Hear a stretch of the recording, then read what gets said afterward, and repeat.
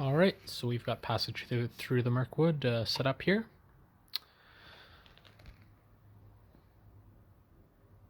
Heroes will be Prince Imrahil, Celeborn, and Eowyn. Starting threat is 31. And let's read the scenario text. Mirkwood has long been a dangerous place, and recently one of King Thranduil's patrols has uncovered disconcerting signs of a gathering menace in the victory of Dol Guldur. A party of heroes, controlled by the players, has assembled to carry a message through Mirkwood, down the Anduin, and eventually to Lorien, to warn Lady Galadriel of the imminent danger. The passage through Mirkwood encounter deck is built with all the cards from the following encounter sets: Passage through Mirkwood, Spiders of Mirkwood, and Dol Guldur Orcs. Alright, let's check out the quest card. Got Flies and Spiders. You are traveling through Mirkwood Forest, carrying an urgent message from King Thranduil to Lady Galadriel of Lorien. As you move along the dark trail, spiders gather around you. Search the encounter deck for one copy of the Forest Spider and one copy of Old Forest Road and add them to the staging area. Alright, so you can see that we've done that. And we've also shuffled the encounter deck. Drew a starting hand as well, and chose to keep it rather than mulliganing. Got a Nath Guide, Steward of Gondor, Valiant Sacrifice, a Lorien Guide, Defender of Nath, and a second Steward of Gondor, which is unfortunately redundant. Alright. It is the resource phase of turn 1. Let's get some resources.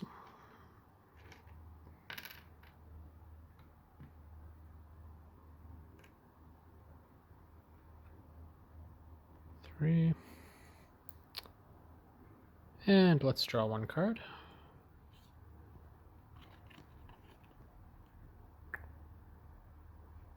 And it's a nice tighten our belts. We're not going to use that this turn, but could come in very handy soon. Alright, at this point let's take a look at the backside of the quest card. The nastiest things they saw were the cobwebs. Dark, dense cobwebs with threads extraordinarily thick, often stretched from tree to tree, or tangled in the lower branches on either side of them.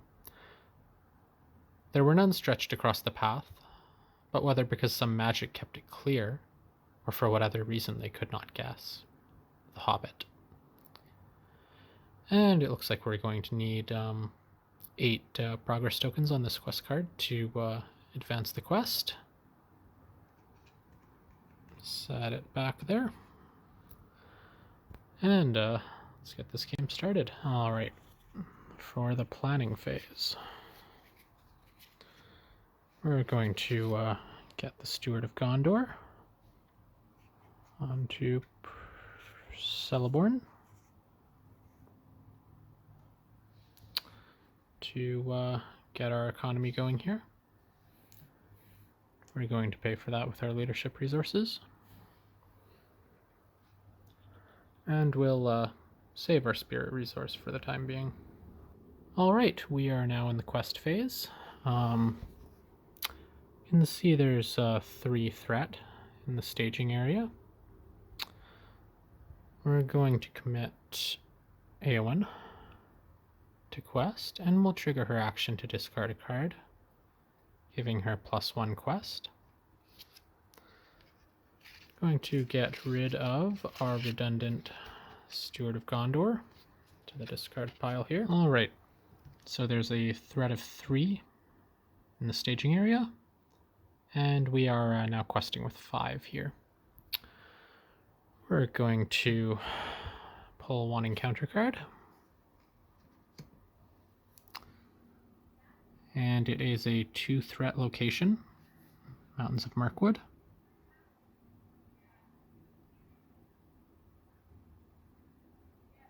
You can see there's a bit of an unfortunate travel ability here.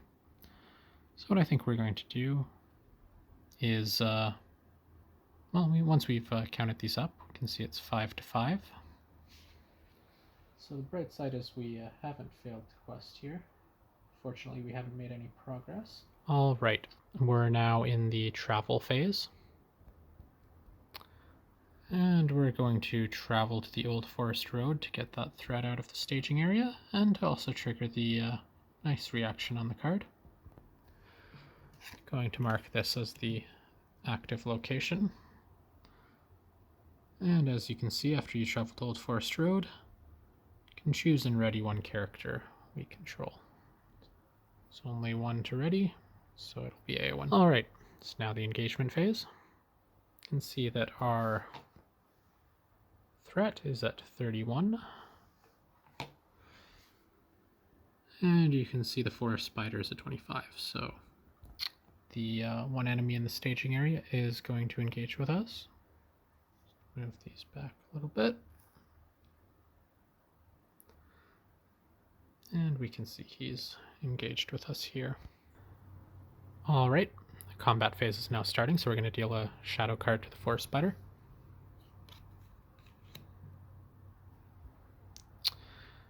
I'm now going to use my action bracket to kneel Steward of Gondor, just in case there's some kind of effect that discards an attachment. Ensure that it's at least paid for itself. 2 resources for Celeborn. Alright, the forest spider is now going to exhaust to attack. Its attack is increased by 1 because it engaged me this round, so it's at 3. And we're going to kneel Celeborn to defend, with his defend of 2. Alright, so we now resolve the shadow effect if there is one. And there is. The defending player must choose and discard 1 attachment he controls. Well, good thing we triggered Steward of Gondor, although it's unfortunate that it's gone without netting us resources.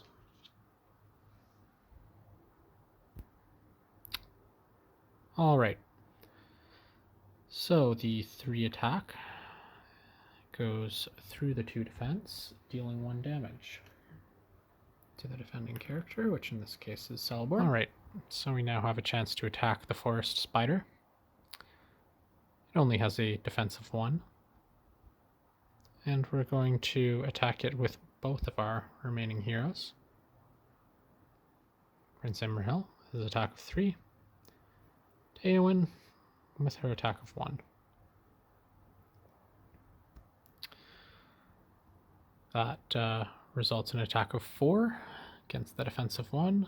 So we're going to deal the forest spider 3 damage, unfortunately not killing it. Alright, so you can see that the 3 damage has been placed on the forest spider. We're now going to discard this shadow card into the encounter deck discard pile. Alright, so we're now going to enter the refresh phase, which basically means all the exhausted cards stand.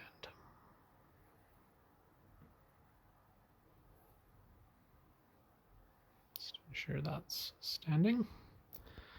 Alright, and we're going to then go to the resource phase on turn 2. Alright, so a resource has been added to each hero, and 1 card has been drawn, which is Sneak Attack. Alright, so entering the preparation phase, we're going to Sneak Attack our Nath Guide into play. I'm going to do this with her because she has an enter play effect. So if we can trigger that twice, that'll be quite nice. I'm going to pay for it with the resource off Prince Imrahil.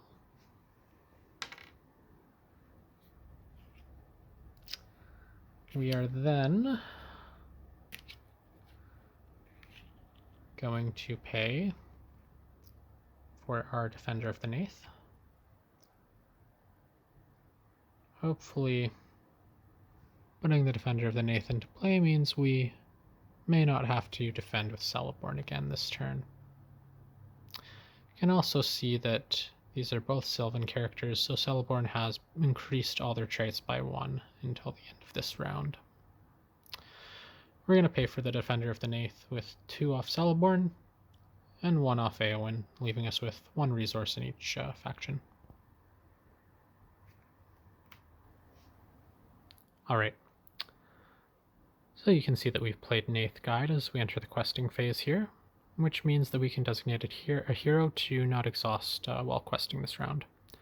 We're going to quest with Celeborn,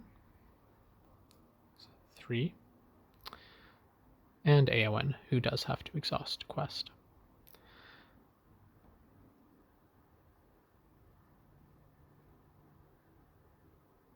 We're going to leave the Neath Guide, as she may be useful in attacking or defending, and based on what's in play, we should be able to pass through this location.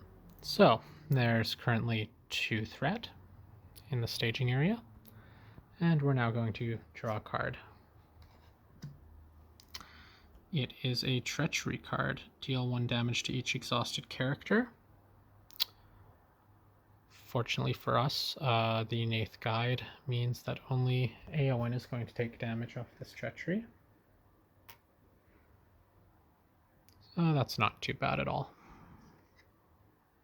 We're going to put this in the discard pile. We're then going to compare our 7 to the 2 threat in the staging area,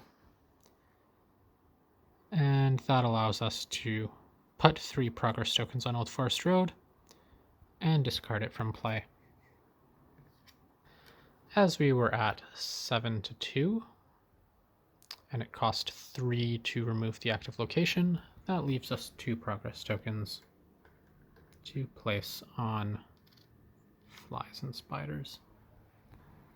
Alright, to prevent the staging area from building up too much, and because we have a number of characters rather, still available to attack and defend, we're going to use the travel phase to travel to Mountains of Mirkwood, making it the new active location. You can see there's a travel cost on the card, so we're going to have to reveal the top card of the encounter deck and add it to the staging area.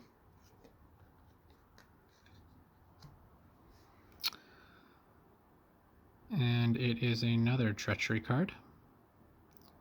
Each enemy in each location currently in the staging area gets +1 threat until the end of the phase. Well, unfortunately for us, this wouldn't have affected us, but there's no cards in the staging area. So it gains Surge, which means we draw a new card. And it's a Necromancer's Pass with 3 threat. And a unfortunate travel effect. Alright. We're then going to enter the combat phase. And we're skipping to the combat phase because there's no engagement checks to make here. So, there's only 1 enemy who can attack us, and it's no longer getting the +1 to its attack this round, so it's attacking at 2.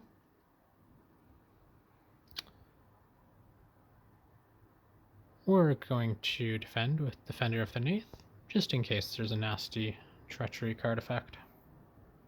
So we'll exhaust our Defender of the Neath. Oh, my mistake, I should have put the Shadow card earlier. Put it down there. So you can see we're currently at 2 to 3 because the Defender of the Neath is buffed by Celeborn for a +1 because it entered play this phase.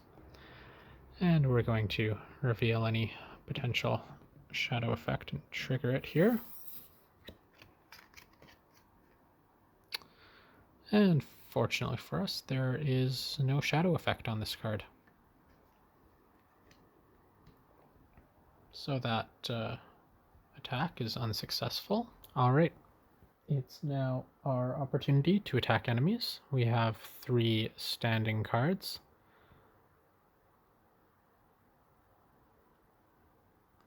Unfortunately, I've put the treachery, the shadow card in the discard pile too early. That should still be there. Unfortunately, we were playing cautiously in case we drew more enemies, which means we have far more than enough attack to kill this forest spider here. But that's a good problem to have as far as problems go. There's no reason not to attack with all the characters here, so we will. It's an attack of 3, an attack of 2, and an attack of 2 because the Nath Guide entered play this turn and is buffed by Celeborn. The Forest Spider only has a defense of 1, so it's definitely dead. And when it leaves play, its shadow card leaves play with it. Turn these to the token pool over here. And we'll proceed to the refresh phase. Stand all of our cards. Heroes are standing. And remember, because the sneak attack was played this turn,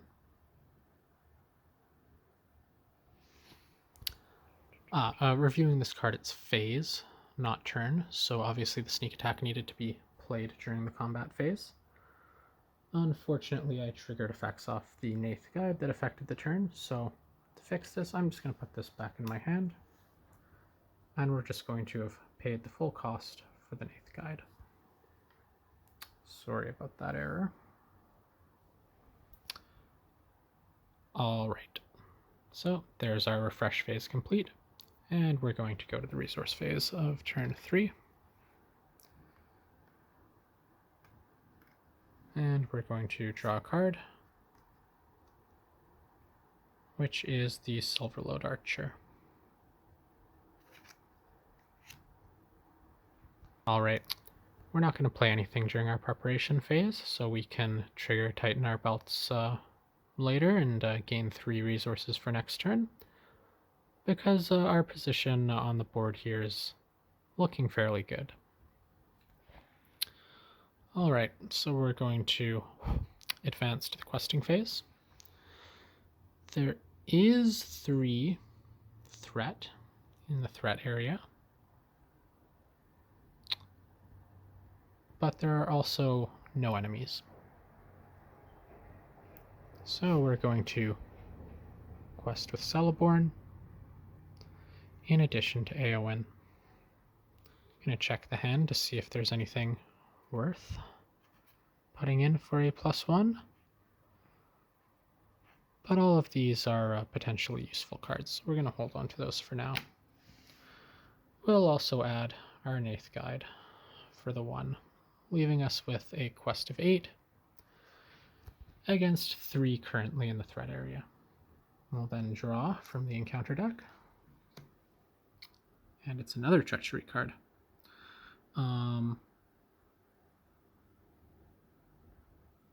We have to attach this to one of our heroes. It's an unfortunate condition. Since Prince Imrahil is the only one who can potentially refresh himself through other means outside of the refresh phase, we're going to attach this to him. So, Prince Imrahil is now caught in a web.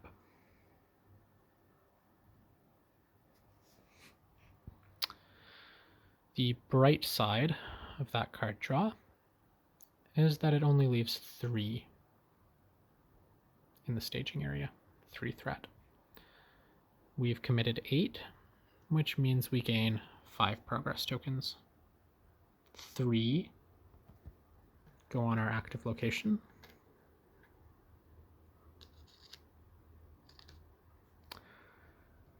The active location leaves play, which means we can now trigger this response off it. Top 5 cards of the deck. Another Lorien Guide. Galadriel's Handmaid.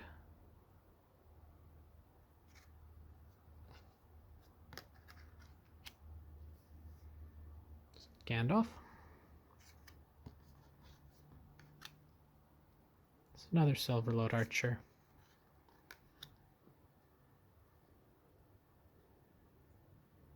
And there's the Galahadrim's Greeting. Since our threat is at 33, so we've increased it by 1 each turn, and it started at 31. There's a couple cards here that are interesting. What we're going to do, though, is take Gandalf, because we still have that sneak attack in our hand. So he's going to go into our hand. And we're going to shuffle our deck, as the active location has requested we do. But before we do that, we're just going to put the access to progress on the active quest. Put those back in the token pool. All right. The deck is now shuffled. We're going to proceed to the encounter phase. Or, sorry. We're going to proceed to the travel phase. Well, randomly discarding 2 cards from hand isn't particularly appealing. But the 3 threat in the threat area also needs to go. So, unfortunately, we are going to travel to the Necromancer's Pass and hope our best cards aren't discarded, because we did so. So, randomly discard 4.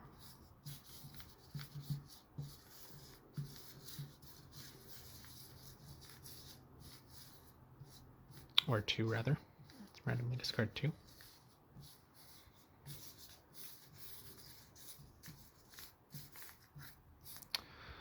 Right, take this one and this one. Hopefully they're not anything good. Well, unfortunately they were. So our Gandalf. It's also our Valiant Sacrifice. So, certainly not ideal. Into the discard pile. And we'll collect what remains of our hand. Bring it back over here. And fix these cards that I've knocked. Alright. We can now proceed to the encounter phase, and there's no enemies in the staging area who would engage with us. This also means there's no combat this turn, which is somewhat nice for us because it means Prince Imrahil will be accessible to us next turn. We can then proceed right to the refresh phase. Prince Imrahil can't refresh, but he's standing. Our other cards will refresh. Alright, we didn't use our resources and we've entered the refresh phase, so fortunately tighten our belts wasn't one of the random discards. So all of our heroes are going to gain 1 resource because we didn't spend from any of them. It's very nice indeed.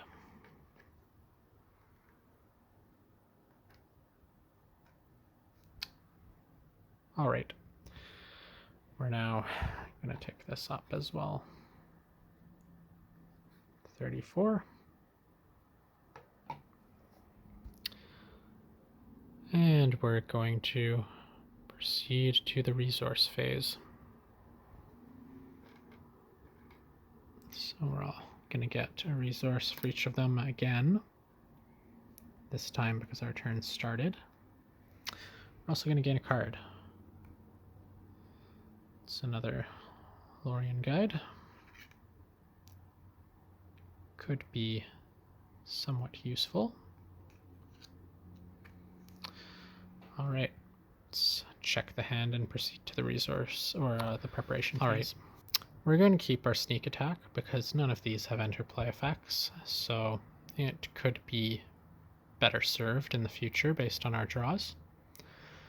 We're just going to play a Silverload Archer, pay 2 from Celeborn,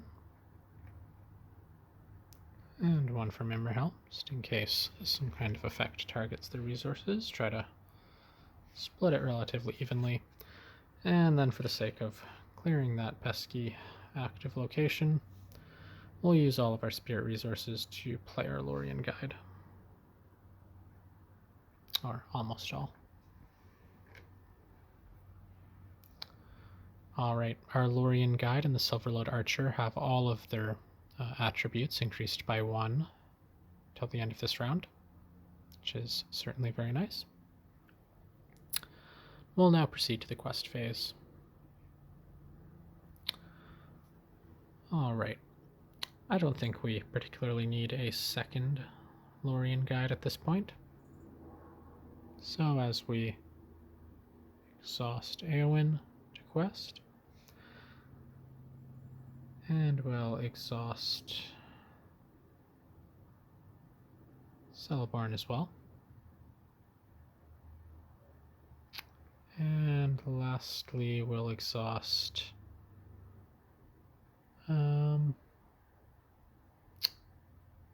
we need 6 to advance to the next quest. There's nothing in the staging area.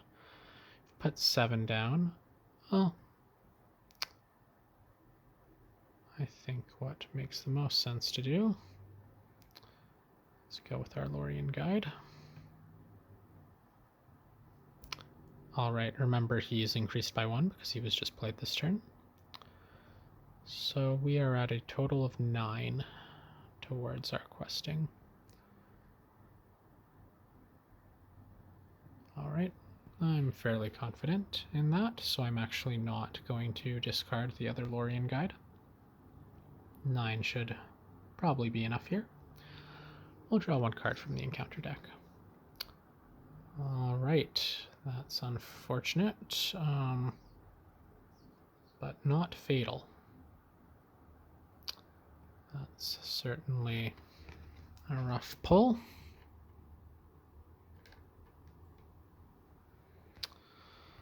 Alright, so our Lorien Guide takes 1. Éowyn is down to 1 health left.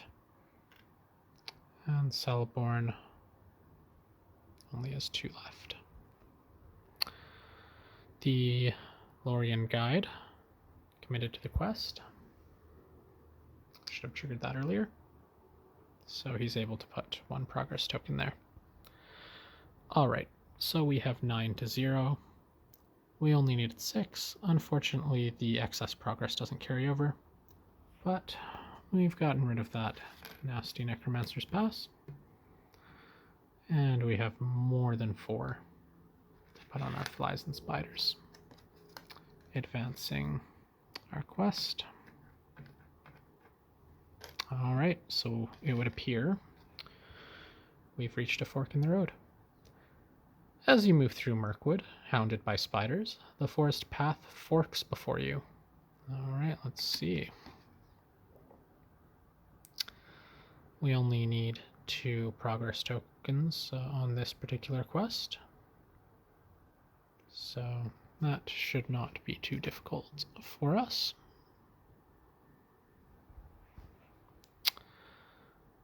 Alright. We will then proceed to the travel phase. There's nothing left to travel to. So the encounter phase, similarly, there doesn't appear to be anything to engage with us, nor is there anything for us to fight. So we are just going to go to our refresh phase. Once again, we didn't have to use Prince Imrahil, which is nice, given he is ensnared. And we're looking fairly nicely set up here, unless we draw a particularly nasty treachery card from the encounter deck next turn. Alright, so we've readied our cards. The dial is going to go to 35 from 34. And once again, it is our resource phase.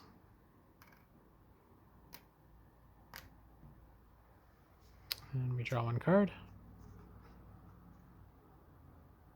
which is Galadriel's Handmaiden. It seems prudent to play this, using both our spirit points in case anything befalls Eowyn. She only has 1 health left. Don't want to see those resources just lost. So put the Handmaiden in play for 2. And we'll reduce our threat by 1, which doesn't appear like it's going to be relevant, but you can never know. Alright, we have 5 resources to play with for our leadership. We, in theory, could sneak attack the Lorien Guide in, but that seems like it's not going to be necessary this turn, so we'll just hang on to those particular resources. Alright, it's the questing phase. We only need 2 here. So, well, we'll not put Celeborn in this time. Just to be safe, we'll quest with the Nath Guide as well, keeping the Lorien Guide around, provided there's another damage-related card effect. So we've committed 5. Pull from the Treachery deck. And it's Ungoliant's Spawn. Alright, when revealed, each character currently committed to a quest gets -1 willpower until the end of the phase. This renders our Nath Guide useless. And it means we're down to 3. There's also 3 revealed in the threat area. I would like to make some progress towards this quest this turn, so I'm going to use my action. Let's check the action brackets to ensure that's allowed. Yep. And I'm going to discard that other Lorien Guide to increase Eowyn's willpower by 1. That nets us 1 progress token, which is better than 0, needless to say. Alright, there's nothing to travel to, but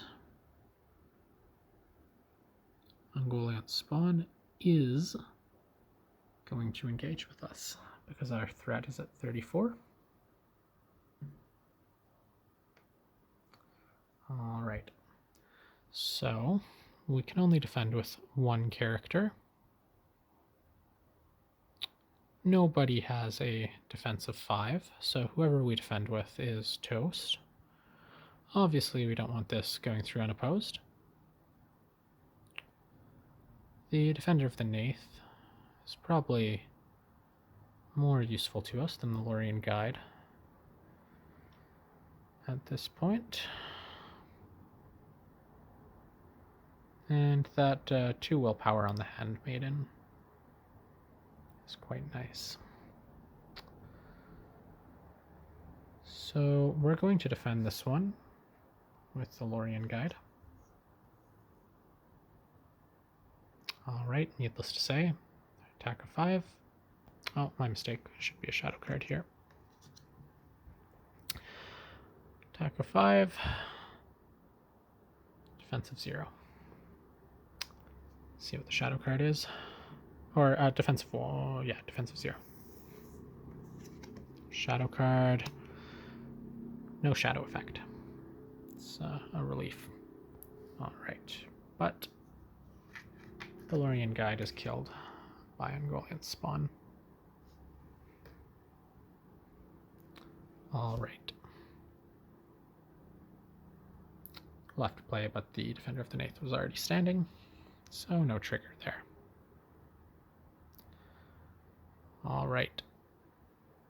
The only card we played this turn was Galadriel's Handmaiden, so she has an attack of 1. Commit her to the attack. Commit the Defender of the Nath to the attack. We're at 2. Commit the Silverlode Archer to the attack. 4.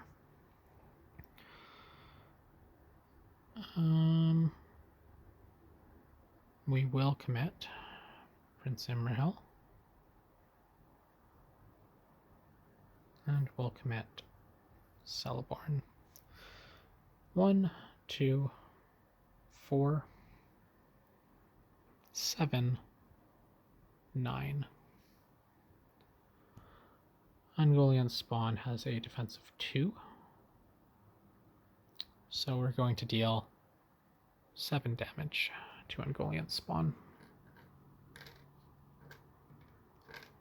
4, 5, 6, 7. I do wish they had done what they did in their later games and made larger denominations of the tokens. That renders the card a bit difficult to see. Alright. Conflict phase is over. Discard shadow card there. And we're going to enter our refresh phase. We don't refresh Imrahil. And sorry, Ungoliant's Spawn should have been exhausted to attack us. Alright. Things are looking fairly good for us here. Are going to increase the dial back to 35.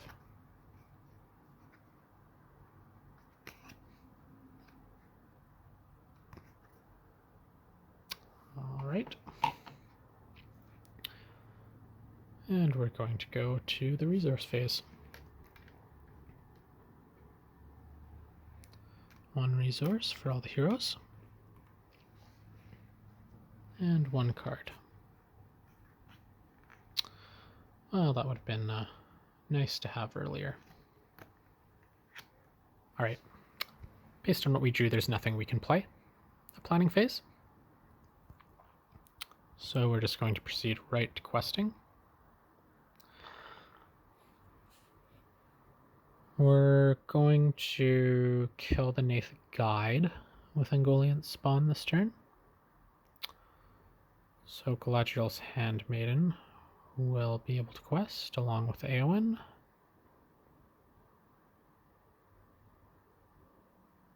Which should be more than enough to advance it.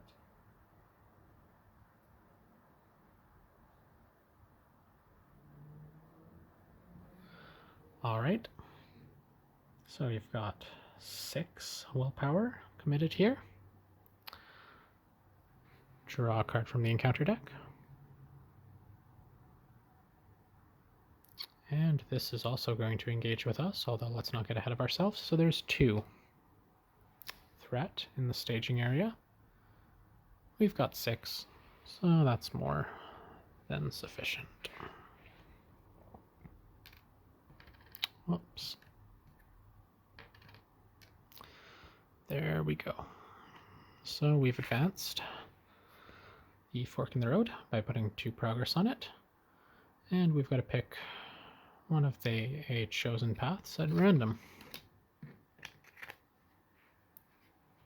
I'm just going to mix these thoroughly. Alright, the 2 chosen paths have been thoroughly mixed. Just move them around a bit more.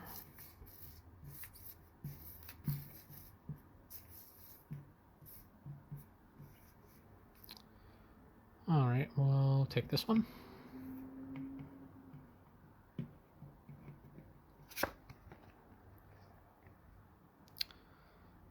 The trail winds into one of the darkest, most tangled parts of the forest.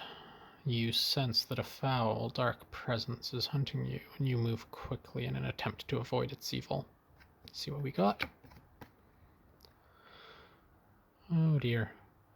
The shadows grow darker, and you realize that a foul presence is aiming to draw you from the path. You must defeat it to pass this way. Alright, we must search the encounter deck and discard pile for a spider of our choice and add it to the staging area.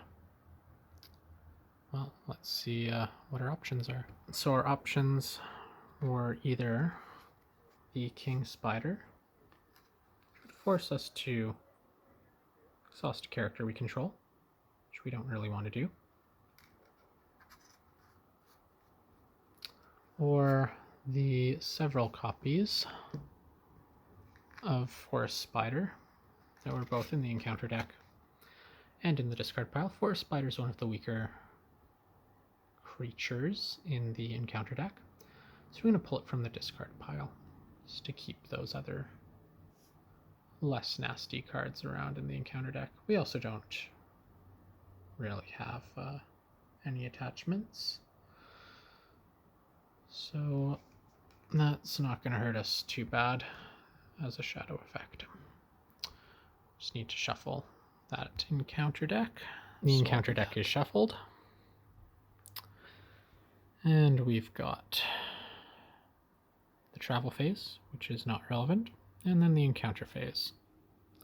Our threat is at 35, so both of these are going to engage with us.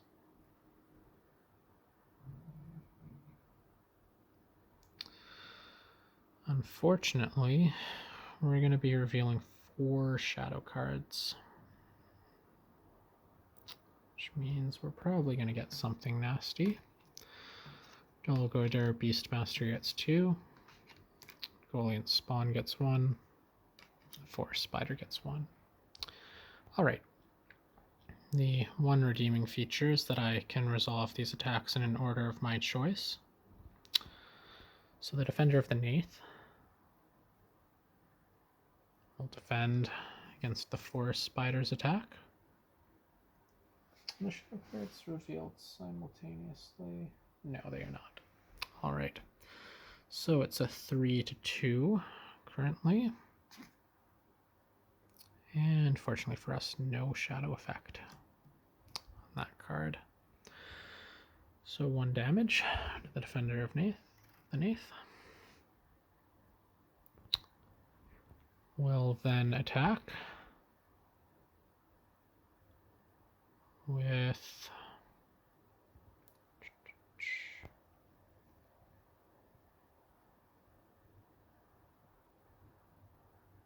the Dolgoder Beastmaster. We'll defend with the Nath Guide. The Nath Guide is already toast. Let's see what nasty effects we got.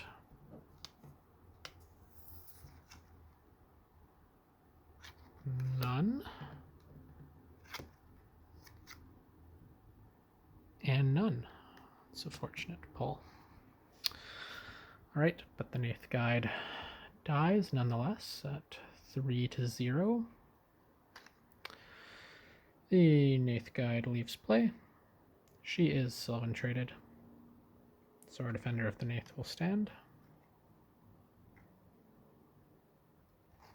Alright. Leaving an attack from Ungoliant Spawn. Alright. 5-2 because we're going to defend with the recently stood Defender of the Nath. Oh, and sorry, as a response, Prince Imrahil should have stood. The Defender of the Nath left play.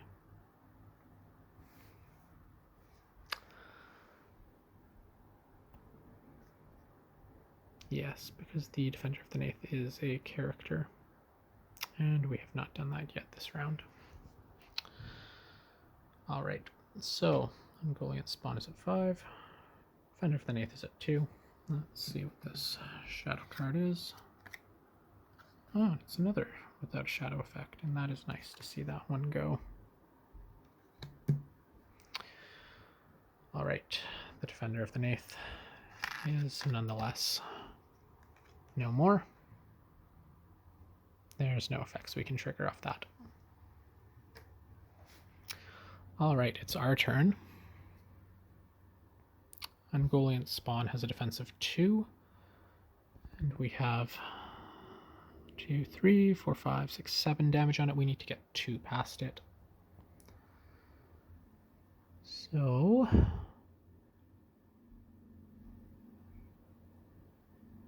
we'll attack Celeborn, 2, and Prince Imrahil, 3. That's 5 to 2, and that's going to deal more than 2 damage. Ungoliant Spawn is defeated. We have found and defeated Ungoliant Spawn, completing passage through the Mirkwood. Hope you enjoyed.